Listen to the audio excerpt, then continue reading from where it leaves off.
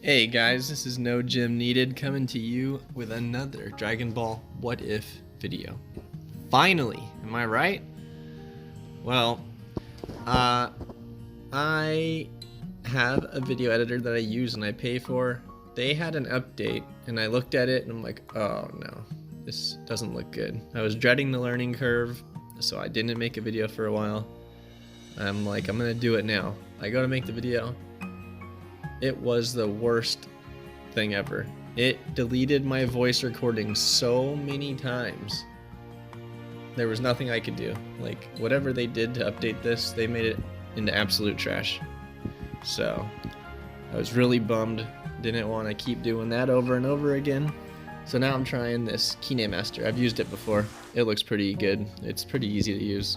And yeah, so I'm bummed about that. But let's get going. This is a cool part and I'm excited to bring it to you.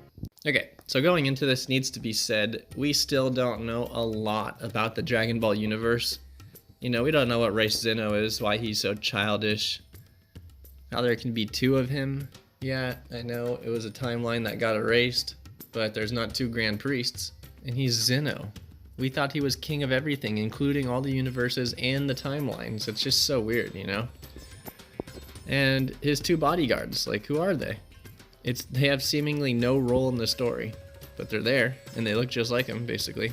So, I don't know, it's weird. Maybe they don't look like him that much, but, you know what I'm talking about. And then there's the Namekian Book of Lore. Why is the Super Saiyan God ritual in there? We were speculating on that when the Brawly movie was coming out. There were so many theories. We thought we were going to get more Namekian lore and figure that out, but no, we didn't. But eventually these questions need to be answered. So I'm not going to go into the Moro thing.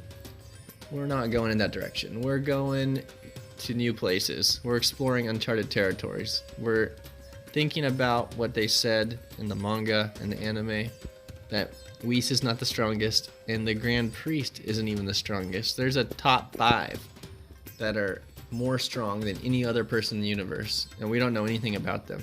So we're going in that direction today. Alright? So enjoy the ride. The Grand Priest goes to check on Zeno, and lets him know that he'll be out for a bit, taking care of some business. And he goes to Buu. When he arrives, Buu instantly senses a vast power. One that even makes his multi-universal power feel like a drop in the ocean. A cold sweat runs down Buu's back, and before he has time to process, his head explodes. He quickly instant transmissions far, far away, regens his head, and once again attempts to process what enemy he's fighting. Then he hears a voice, a quiet voice, and yet loud enough to forcefully rattle his eardrums. "What's going on?" Buu thinks.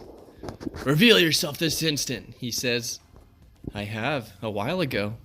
Buu's heart shudders. He sees the Grand Priest standing before him. "I couldn't even sense him. What's going on here?"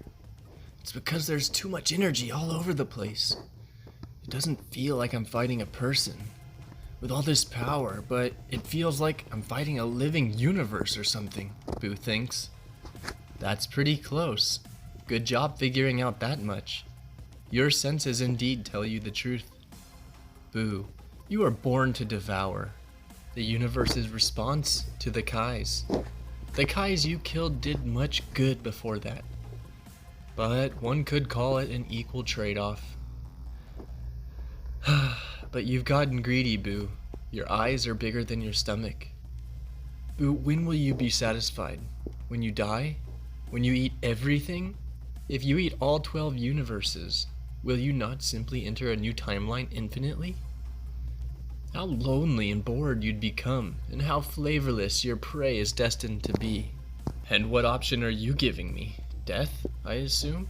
And do you know why we choose mortals to be gods of destruction?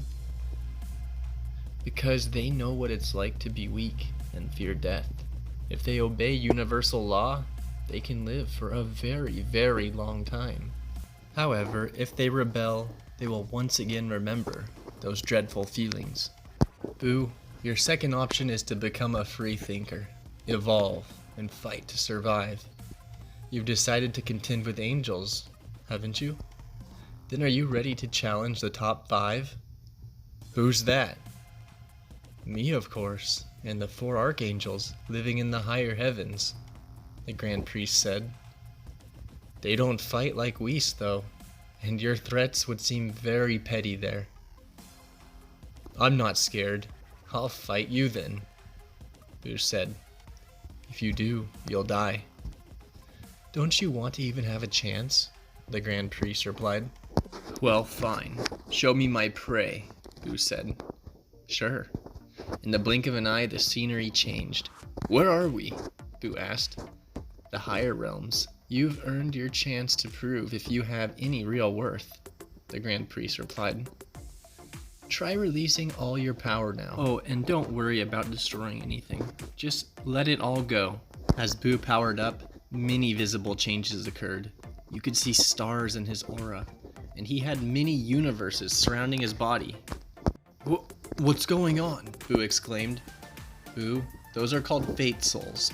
Each one contains the energy of a universe, and every time you die, one will disappear. If they're all gone, you will die.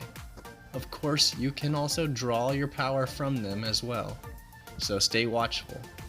Normally, you'd hide one of those so you don't die permanently, but you're fighting for survival, so you won't have that privilege, the Grand Priest informed. That's just fine. Who could possibly beat me with all this power I've acquired, Buus said, before laughing maniacally. Meet your opponent, Talid. Suddenly a massive dimensional crack formed, and a 4-winged seraph descended with one giant universe behind him. Let the battle for Buus' survival commence. Fate Soul Buus versus Archangel Talid.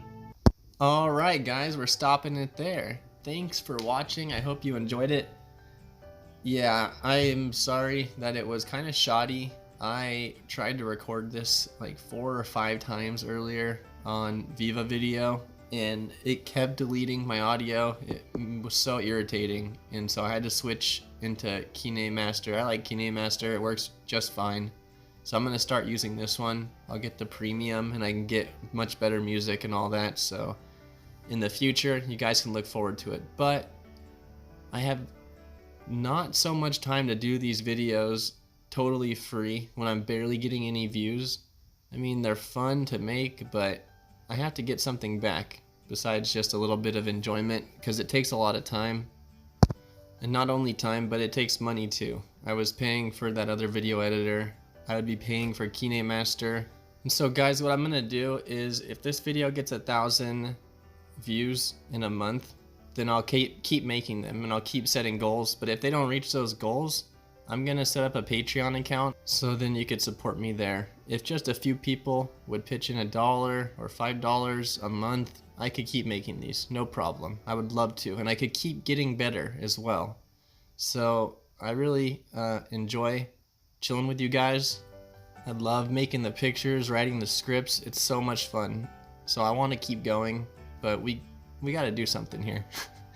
I can't, keep doing it if I'm not getting anything out of it whatsoever. But I'm really happy that a lot of you guys like these.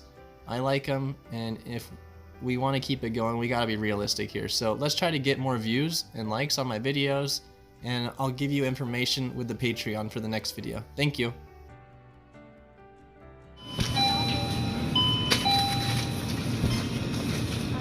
Right? Yeah, it's in the same.